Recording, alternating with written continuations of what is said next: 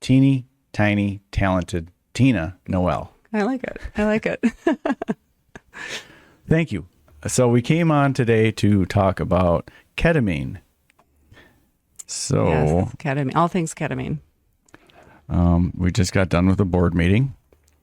Thank you for agreeing to come attend that and see if any of your contributions could possibly align with that mission, with our mission here at the Blake Matthew Mindful Memorial Foundation. Let's start with what originally led you into ketamine-assisted therapy. Wow. So start at the very beginning. Yeah. So, well, I think most of us, when we fall into this healing or wellness path, usually starts from, seeking help for ourselves. And so I had personal reasons to seek some extra support, from a mental health standpoint, and was taken, or it was suggested and then taken to a psychedelic retreat center. And I had really been a science-based skeptic, kind of going into that whole process. Was really unsure, not having had a history of doing any of these medicines and not really understanding, what they were for, what they were about. And were you nervous? I was very nervous, but I went anyway. And the facility was very accommodating, and by the time you get to your session, you're feeling pretty comfortable with the whole thing, and very supported. So really surrendered, to that experience, and came out the other side just a different person, immediately. And initially, I was told by the facilitator that this would be immediate and permanent change. How long was the process? The session itself was between 6 or 8 hours. It was a pretty long session of various types of medicines. And you had facilitators supporting you. You had your own room, eye mask on. Private. Private. Okay. Headphones, curated music just for the session. So they really kind of dropped you in really graciously. It was a pretty beautiful experience. Woke up just feeling every cell in my body had changed. It was so calm. I felt like anxiety had just been washed away. And I went into it thinking I didn't have anxiety. Maybe some OCD tendencies, a kind of a control freak kind of person. Okay. But came out so changed and so calm, and that quiet, that inner chatter in my brain was gone. And I thought, okay, what the heck is this? So I started researching everything that I could. I have a master's degree in nursing, so I really do understand a research study when I read it. And I worked in neurosurgery as a nurse practitioner. So I understand the brain, neurotransmitters, different parts of the brain and what they do for us. And so I started to realize that my path started to connect all the dots.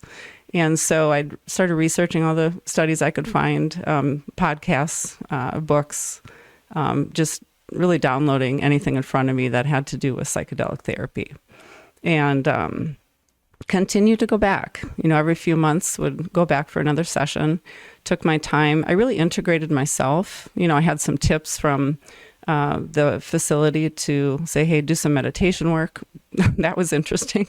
I'd never meditated before in my life. Okay. And I was given an app, actually, that introduced you to meditation. Okay. The first meditation was 6 minutes, and I thought, oh, God, how am I going to sit still for 6 minutes? There's no way, because I'm kind of an Energizer Bunny kind of person. Yeah. And so I did it, and I followed through, and the app just kept you, every morning you get up and you do your meditation, and it was 6 minutes to 8 minutes to 10, and just kind of lengthened it. Okay. So by the end of the month, you've actually got an established practice, and then got into other pieces and parts. So began journaling, got into some yoga practice, so all the mindful things that I was instructed to do, and really followed through with that, and it made a huge difference.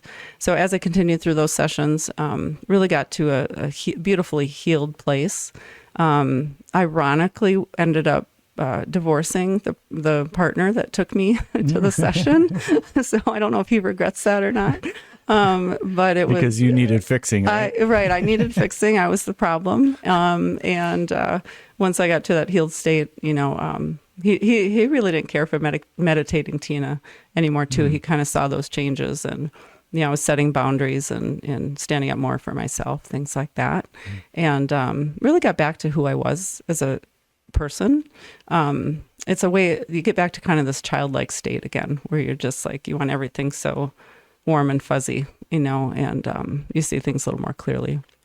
So I got a little bit off topic there, but I kept going and getting healed, and then got to a place that my daughter started noticing my changes. I was a different parent. How old was she? She was 15 at the time, struggled with depression, anxiety, a couple suicide attempts, had some hospitalizations. At that age? At that age. So it was a hard time for our family, even as a mom, but also a nurse practitioner. I felt like I had more skill set maybe than an average parent might, but I didn't have the tools to help her. Mental health wasn't my background then.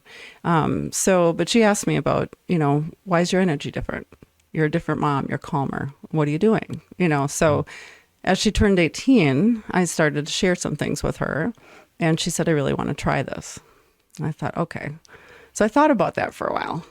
And in fact, I talked to some of my friends, and they had known I'd started doing this psychedelic medicine, for personal reasons. And they said, well, you're going to take your daughter to do illegal medicine. That seems kind of crazy.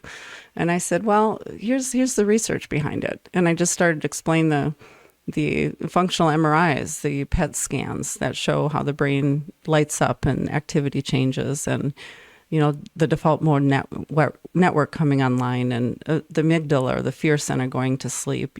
All these things that are creating this neuroplasticity in the brain and healing it. So by the end of the conversation, because I'm very science-based, they're all like, well, yeah, you got to take her. That makes sense. So I ended up taking my daughter. We did 2 weekend retreats a few months apart. And then a few months after that, she said she was still feeling just a little bit, down. It had gone on for a couple weeks. And I said, well, let's look at ketamine, because I'd been doing more research on ketamine. So I found a clinic in Madison and ended up taking her for 6 IV sessions there. And that was 4 years ago. And she is thriving now in her mid-20s and off all her antidepressants. She's off all her anti-anxieties and just really living, and she's into mindful practices and yoga and journaling and my spiritual little bunny. So it's really, cure is a strong word, but I want to say it really cured her. She has blues and some down days, but they don't stay anymore. And she's got the tool set to really use, when she needs them. And now I know at least she's in a safe space that she knows that I will help her, and she's comfortable reaching out, when she needs extra help. So you felt ketamine transform yourself. You saw it transform your daughter. So that's an obvious answer to what inspired you to, right. to get into ketamine-assisted therapy. Right. So that was, well, you said your daughter's 22 now. Yeah. Okay. Yeah. So this has been like a 7 year. Yeah. 7 years since you've been really working on this. Yeah. in the depths of working with ketamine. Yes. And to be clear, the ketamine-assisted therapy clinics in Madison are that this is illegal medicine. Yes, it is. Yeah. I said illegal. It sounded like I said illegal. It's very legal medicine, and it has been around for how long? About 50 years. So the history on ketamine it's been around 50 years. It's really an anesthesia medicine. It's dissociative, so it's not a true psychedelic, but it acts in the brain like psychedelics do, where it releases a protein called brain-derived neurotrophic factor, so BDNF for short. And that protein floods the brain, and it increases neuron connections and synapses. So they talk about it kind of rewiring the brain, and it actually does that on a physical level. And so it's pretty amazing. It binds to multiple kinds of receptors at the same time. Opioid, the NMDA receptor, which is our glutamate system, calms down. Glutamate's excitatory. So when it binds to the NMDA receptor, it calms it down, calms the brain down, helps with pain. It binds to dopamine receptors, so it helps with depression. and some anxiety as well. So it's interesting because it doesn't involve the serotonin receptors. So when people do come in, they're usually on SSRIs or SNRIs, and that involve the serotonin, system. So you don't have to wean people off or wean them down, off of those medicines in order to do ketamine. So that's been very beneficial. But it has been around for a long time. The safety profile is proven. It's an essential med, deemed by the WHO. So it's been studied for decades. And, they put people to sleep years ago and they were waking up with no depression. So they decided to study it. Mm-hmm. So there's, thousands and thousands of research studies behind it. So the clinic that I'm at, it's not really assisted therapy. We just do the ketamine sessions. It's a functional medicine clinic, and the provider that I works with, healing the body and optimizing health, rebalancing hormones, detoxing the body. And we became friends over the years, and she followed my path. And every time I'd go in and see her, I'd fill her in on my next steps and what I was doing. And she said, would you come and work with me? Would you come here and provide ketamine for, the clients that we have in the clinic? So we started that path a few years ago, and it's continuing to grow really gradually. And it's been really a neat thing to be a part of, that's for sure. What would you guess? How many clients have you had the pleasure of working with? Probably 55 or so far. Okay. Over the last 3 years? That we've gotten, it's mainly this last year, actually. Okay. Yeah. That's when it took a couple years to because I developed the whole program and get everything in place, and then, figure out how we were going to do it. Because we didn't want to be, a ketamine clinic that was just doing session after session after session. We wanted to have that support there. And I do a lot of integration work too, and help the clients really understand, what the content that's coming up during the session, and activate their inner healing intelligence. That's really important. You said the session or the medicine that you deliver intramuscular, right? Yeah, or oral. Or oral. Yeah. It has an effect for 2 weeks? Yeah, usually a couple of weeks. It'll stay in the system. The research studies show that in most research subjects had 6 sessions. That was about the average that most people really responded. But you can see an improvement within a few sessions. Some people need a little more. So that's just kind of a general place to start. Sure. Yeah. So there's changes in the neural activity that happens during the session, but also having that effect for a couple week period afterwards. Is the brain still in that neuroplastic state of having this higher ability to learn new behaviors, thought patterns? What do you think is a good analogy for like comparing the thought loops that we have? Yeah. It really works on the hippocampus part of the brain, and that's where we convert our new memory, short-term memory, to long-term memory. Okay. So it helps us learn new behaviors more easily. More importantly, it helps you unlearn maladaptive behavior. So I've used the analogy I've shared with you. If you're a skier, when we ski the same run from the top of the hill, top to bottom, your skis get stuck in the ruts, and it's hard to pull those skis out. So ketamine's kind of a fresh blanket of powder. So the client will say, well, I don't know why I'm doing it this way anymore. Maybe I can ski to the right or ski to the left. So it kind of opens up someone's perception of and helps them unlearn their maladaptive behaviors. That's awesome. That's a great analogy, because if you think of these, when I first started meditating, I used an app with Monique Rhodes. She's this musician from Australia and just has this awesome voice, and it was called the 10-Minute Mind. So it was a 10-minute guided meditation every day.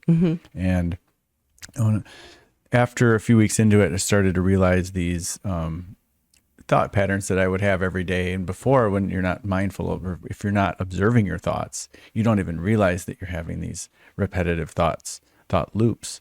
And I remember just starting to laugh at myself, like every time I start, I have this thought, and that is the groove in the ski hill. Right. That loop. And it's almost, when it gets so deep, how do you even get out of that loop? And it's almost Right. like it's not your fault for not being able to think any other way, because Right. this synapses in your brain is just so used to repeating itself. And to me, the importance of the integration coaching in between the sessions is so powerful, because if that is when the brain is in that neuroplastic state, it might be easy to fall back into the same groove if you don't have a good coach or a good intention of learning those new things while your brain is able to learn. Right, right. It just makes it easier. Yeah. If you have you do the sessions usually in a 6 to 8 week time frame, and then you can get in there and you have to get rid of the old behavior and replace it with something new. Yeah. Right. And so, but by the end of that 6 or 8 weeks, if you've established a pattern, you have a new pathway that's built. Yeah. And it's almost like the synapses, or the synapses are spider web. After ketamine, they're spider web thin, right? And as we use that synapse more and more, it thickens. Then it's like a dental floss. Then it becomes a cord. So we want to unlearn and break the old synapses and replace it with something healthier. Okay. And you're talking about that physical connection in the brain, literally being the size of dental floss increasing to the size of a cable. Yeah. That's incredible that we can actually measure and see that Yeah. through. So it's not just you taking someone's word for it. You can actually see it on a computer screen. Yeah, technology's changed so much since, psychedelics in the 60s, right? So now we've got, measurable brain activity, and we can see the brain changes and how things light up, and parts of the brain communicate, with these medicines that, wouldn't normally have that ability. So it makes a huge difference. And it seems to me that it's very unique in the way that there's a lot of just maybe call it psychedelic assisted therapies that are available maybe outside the US or in some sort of underground thing, that those types of medicines do work with serotonin receptors. So therefore the patient has to wean themselves off of, which, vulnerable. Yeah, vulnerable. Yeah, off or down, or you have to be conscious of serotonin syndrome. Sure. But you could be vulnerable to weaning yourself off. So in some people, if they have to wean before they can do this medicine, that itself can be a risk. 100%. So to me, it seems very unique and valuable that isn't usually the case with ketamine assisted. What are the contraindications, or what are the things that would prevent somebody from taking ketamine? Yeah, because it acts as a dissociative, so it kind of separates the mind from the body. There's some mental health disorders like a schizophrenia or the manic phase of a bipolar disorder, where the brain is already a little bit fractured, or there's some dissociation happening spontaneously. You could put them at risk. The depressed state of bipolar is okay. And depression, OCD, it's been clinically studied for depression and anxiety and OCD, and PTSD. Okay. Amazing. Let's see. You just answered all these questions did I? I'm reading. Is ketamine ever used recreationally? Is that something that people can? Yeah, I mean, like is? all psychedelics and ketamine, it is at times, and I think that's what we're fighting. Is that when you take these medicines and you use them in a recreational way, you could do the same exact dose in a therapeutic, safe container with a facilitator that you trust. It's going to act completely different. It's a different tool versus the recreational side. Yeah. People do use ketamine, in a recreational setting, but that is not this. Right. And they're taking because they want to just have this trippy experience. Right. Okay. Yeah. Yeah, and there is a major difference, like especially growing up, the mushrooms that I ate with my friends in high school to have fun. I do remember some of those moments having a deep connection with nature, which felt like a spiritual awakening of sorts.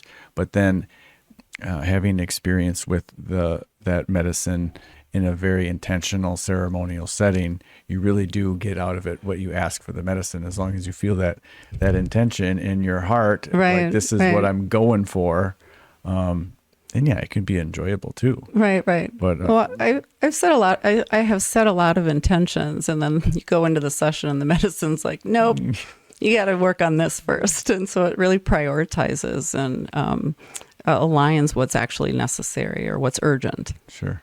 For your psyche.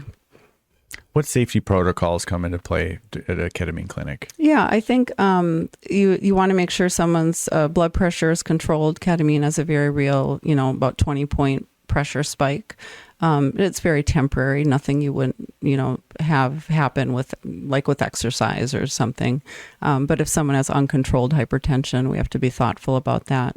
We have medications to bring their blood pressure down if that's the case. We use Xanax, things like that to calm people. I've never had to. It's not been necessary. I did some training for about 18 months with Synthesis Institute out west. And so I'm a formal psychedelic facilitator. And so I jump in, and when I notice someone is having a little more of a challenging period during their session, and we'll do some breath work, even just words of affirmation or handhold goes a long way during that time frame. While they're under the influence of Yeah. so they're aware enough to take a breath guided by you. Yeah. Okay. So I just did it this morning. Yeah, which you can Yeah. you can regulate their nervous system that way. 100%. Yeah. Okay. Awesome. Are there common I don't know. I know very little about ketamine, so I don't have any misconceptions myself, but what are some of them that people might have? Yeah, I think you brought up one earlier just about, addiction, and, this is a safe, controlled environment. You're coming in once a week, every other week, to have your sessions, with someone that, knows what they're doing. There's a lot that happened, or a lot of scares that happened around the Matthew Perry incident, from the actor from Friends. Yeah, what happened? He had drowned in his hot tub, and he had ketamine in his system. So it kind of put a scare, and everyone after that came in and was asking about that. He had anesthesia level doses in his blood from what they reported anyway. Of course, this is what I'm getting through the news. So he knocked himself out in the bathtub. Yeah, in the hot tub. So I just want to put people at ease. These are low levels. Ketamine has a very short half-life. So it's not in your system for that altered state for that long. Sessions are less than an hour that someone's really, in that altered state of consciousness. Has anyone ever come to you or for very strong addictions like heroin or meth? Not that strong. No. Alcoholism, yes. Okay. Yeah. And it actually helps with alcoholism. It binds to the opioid receptor, which it takes away the taste for alcohol. And so some people are able to wean off or stay away from it a little more. You just don't have an urge, after ketamine to taste alcohol. Sure. So what do you recommend for an alcoholic who wants to try ketamine? Do you tell them after your session don't drink anymore, or just follow your intuition and have a drink if you want to, or what do you say? Well, so alcohol does kind of cut the effectiveness of ketamine. So I usually ask clients to not drink anything for 3 days before and after the session. That usually happens naturally, but that's just hey, you've done all this work, you've paid all this money. We're doing a lot of integration work. Let's give you the best benefit. So it's a very non-judgmental space. So I always make recommendations and I explain the why. And I would say most people do follow. And if they don't, they'll tell me and say, oh, I had a drink last night. And I'll say, okay. Because sometimes you adjust doses, based on, what they took the night before, sleeping medicines, things like that. I'll say, hold off that night before you come in. So they're just some guided, general recommendations. Okay. Is the patient, client, whatever you call them, who's about to undergo ketamine treatment, are they better off if they have more of a pure vessel when they come in? Like if you eat, say, just no sugary foods for a week, or is there anything like no sex for a week, or does any of that ever come into play? Or Yeah. So usually these guys are the clients are pretty new to this. So I try to give them guidelines, kind of peaceful, calm environment. Your brain is very open to suggestion after a ketamine session or psychedelics in general. So you want to it's like watching a horror movie before going to sleep at night. You might have nightmares. So create that calm, peaceful space, before you drop in. Get your errands done, beforehand. Get your refrigerator filled with foods. A healthy, clean body is always going to feel better, so you can focus on your mind. So I do say, cut out processed foods, cut out alcohol, cut out sugars, as long as you can, even if it's just the week of, that's helpful. So you don't feel ill when you come in, because that will distract you from the mind work you have to do. How would you describe the most common emotional or spiritual experience that people report having or feeling or seeing during a session? Yeah, it depends on, it depends on dosage in the client and whether they're, interestingly enough, the clients that have had past psychedelic experience do tend to surrender to that altered state a little more easily. And that surrendering is actually really, you get more out of those sessions, the more you can relax into it. The client that comes in a little more rigid and controlling and Fighting it. more nervous will fight it more. But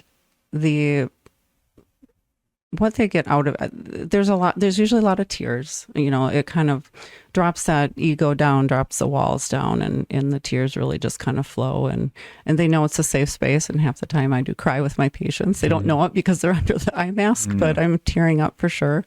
Some will see, it can be anywhere from, there's no right or wrong way to do ketamine, and people worry about, am I doing this right? And the answer is yes, all the time. Sometimes you feel just body sensations and buzzes and a floaty feeling, or like you don't have a body. You're just, it's your kind of energy. Other times it will be very visual, and you will have sacred geometry or kaleidoscope kind of visual fields. You might feel like you're on outer space, lots of constellations and stars looking back at Earth. And I do have on some clients will see entities, they'll say, oh, hey, I saw some aliens, or I saw my grandma that passed, or some people I didn't even know, Okay. And so we talk about that before the session, because I think that is key, saying, hey, here's what could happen. And if things get challenging, here's what we're going to do about it. Okay, cool. You don't want to surprise anybody when they're going under ketamine. So you try to give them all scenarios. Yeah. Yeah. What changes do you see most often after post-treatment? Say, after they've gone through the 4, 6, or 8 sessions, do you see more emotional range? Do you see that they have less fear, more clarity?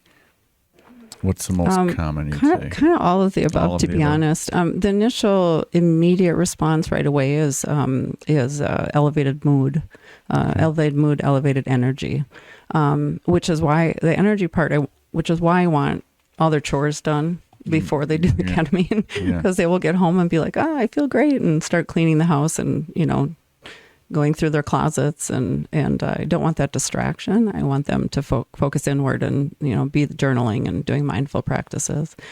So initially it's the elevated mood and energy that comes first. Usually clients are less triggered. They'll say, hey, this used to bother me. And when so-and-so did this, and I didn't care anymore. It rolled off my back. They will notice that they're spending more time in nature. They're getting back to old habits that they missed. I've had a couple of musicians that were like, I haven't picked up a guitar in 10 years, and now I'm playing again. They're finding joy in those old. They are. They're finding joy out of life again. And it's interesting. I ask clients to kind of keep a win list, I call it, kind of little baby steps, little things that are changing, because it's those subtle little changes that in a year's time you have a new person in front of you. And a handful have sat down and said, I don't think it's working. And, I'm not seeing any changes. And then they go on during the conversation when we're integrating and saying, oh, but I reached out to this old friend and I picked up the guitar again and I started yoga and I might be switching jobs. And so at the end of the conversation, I'm like, so here's what I heard that changed. It's a very long list usually. Yeah, they might not realize. Right. And they laugh about it because they realize, okay, because I'm writing that down when they're talking. Yeah. I'm keeping that list, and I'm like, well, here's what's changed. But those win lists are important because they are micro changes. They really, it could be even using recycled grocery bags, getting a dog for the first time, just kind of things that are out of norm for you. Healing's not linear. There's a lot of good days and bad days and forward and backwards. And when you have a bad day, it's really nice to go back to that win list. Say, okay, what actually has changed? And people figure it out. So they need a little bump then. Yeah. And to look forward to tomorrow, because chances are it'll be a good day. Right. Exactly. You mentioned before like a 80% success rate. What does that mean? How is that measured? And what's your opinion on why it doesn't work for 20? Yeah, fair. I've seen statistics from 75 up to 87%, depression and anxiety. It's hard to say why it doesn't work for 20%. Sometimes it's the medications, that people are on. These sessions that we'll see, the medications aren't exactly contraindicated with ketamine, meaning they're safe to do with ketamine, but it might blunt the effect or blunt the long-term outcome of ketamine. Or if they're not integrating, if they're not really doing the work between the sessions, the ketamine session itself and the medicine is 10%. That's just the tool that kind of opens the door. So you need to walk through that door and make sure you're doing the integration and mindful practices. So hopefully they'll have somebody that's doing integration work with them, if it's not me. Sure. So somebody who is absolutely willing to at least attempt to safely wean their medicines and do the integration work, someone who's really dedicated, they probably have a better than 80% chance. Yes, okay. I think so. Okay, so 80%. I definitely see it work more than not. Okay, good. All right. Well, you already shared an amazing story of your daughter. That's awesome. Would you say what might be the biggest mistake people could make if they're going to undergo ketamine series of treatments? Yeah, I think the biggest mistake is just thinking the medicine's a quick fix. That's it. Okay. They think the medicine's going to do the job and that's it. They don't have any work that they need to do outside of those sessions. Sure. That's number one. There's no magic pills. Number one, there's no magic pills. You got to step up. Yeah. Okay. Yeah. All right.